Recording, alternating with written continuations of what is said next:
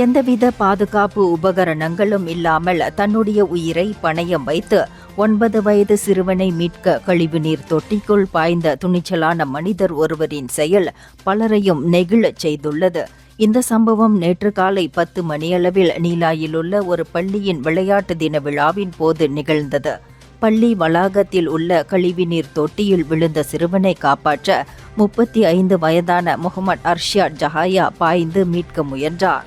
ஆனால் துரதிர்ஷ்டவசமாக சிறுவன் உயிரிழந்தான்.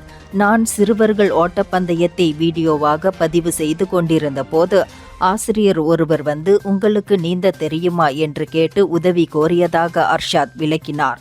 முதலில் ஆபத்தை உணர்ந்து சில நிமிடங்கள் தயங்கிய அவர் பின்னர் குழந்தையின் தொப்பியும் செருப்பும் நீரில் மிதப்பதை கண்டு உடனடியாக தொட்டிக்குள் பாய்ந்தார். குழந்தையின் கையை தொட்டு பிடித்து மேலே தள்ளினேன். மேலிருந்தவர்கள் அவனை பிடித்து இழுத்தனர். எனினும் குழந்தை அப்போது உணர்வு இழந்த நிலையில் இருந்தது என வருத்தத்துடன் அர்ஷாத் பகிர்ந்துள்ளார். இந்தியர்களின் இதய குரல் மக்களோசை.